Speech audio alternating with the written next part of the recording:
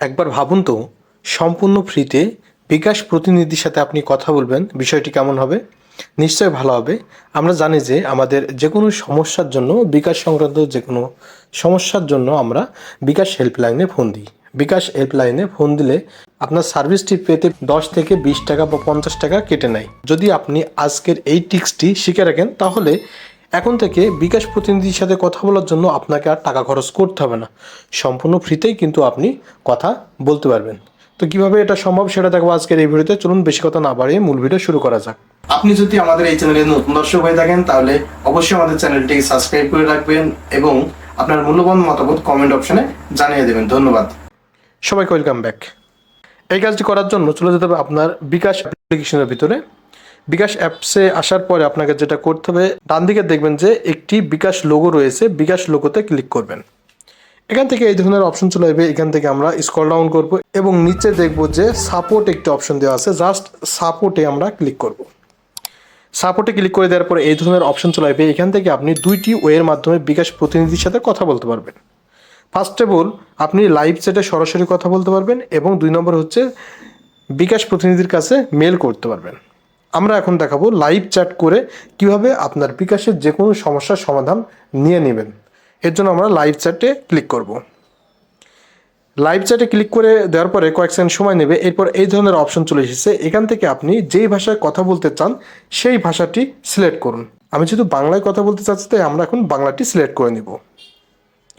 বাংলাটি select করে নেওয়ার পরে এই ধরনের অপশন চলে এসেছে। আপনি যেই প্রবলেম নিয়ে কথা বলতে চাচ্ছেন সেই ক্যাটাগরি আপনাকে সিলেক্ট করতে হবে। এখানে বিভিন্ন ধরনের অপশন রয়েছে।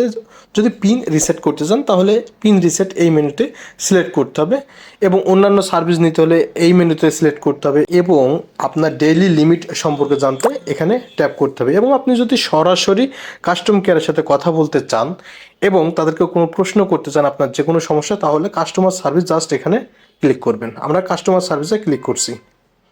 কাস্টমার সার্ভিসে ক্লিক করে দেওয়ার পরে এই ধরনের অপশন চলে এসেছে। আমি যেহেতু কথা বলতে চাচ্ছি, তো হ্যাঁতে ক্লিক করব।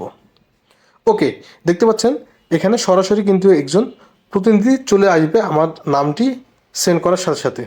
ওকে, আমার নামটি লিখে যখন আমরা সেন্ড করবো এই ধরনের অপশন চলে আসবে। এই বক্সে আপনাকে কিন্তু আপনার ফোন নাম্বারটি দিতে হবে। সেই ফোন নাম্বারটি দেওয়া কমপ্লিট হয়ে গেলে আপনারা সেন্ডে ক্লিক করবেন। Chat started. বিকাশ এখন সানজিদা বলছি, কিভাবে আপনাকে সহায়তা করতে পারে। দেখুন একটি অপারেটর কিন্তু চলে এসেছে। এখন আপনার মনে থাকা যে কোনো প্রশ্ন করতে পারেন। আমি বিকাশ প্রতিনিধির কাছে প্রশ্ন করছি, আমার কখনো যদি ভুল নাম্বারে টাকা চলে যায় তখন আমি কি করব বা কি করণীয়।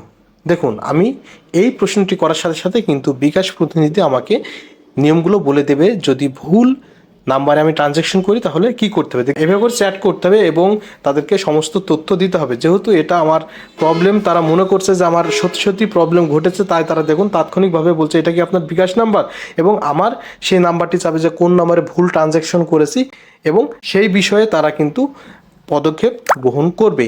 এভাবে করে আপনি মূলত বিকাশে এসে আপনার যে কোনো প্রবলেম আপনি তাদেরকে জানাতে পারেন এবং এই লাইভ চ্যাটের মাধ্যমে আপনাকে কিন্তু সাথে সাথে তারা সেই প্রবলেমটি সলভ করে দেবে।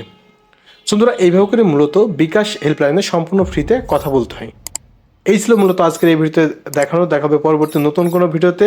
আর ভিডিওটি যদি ভালো লাগে তাহলে অবশ্যই ভিডিওতে একটি লাইক দেবেন, ভিডিওটি শেয়ার করে আপনার ফ্রেন্ডস ফ্যামিলিকে দেখার সুযোগ করে দেবেন এবং এই ধরনের ইন্টারেস্টিং ভিডিও পাওয়ার জন্য অবশ্যই আমাদের চ্যানেলটিকে সাবস্ক্রাইব করে রাখবেন। ধন্যবাদ।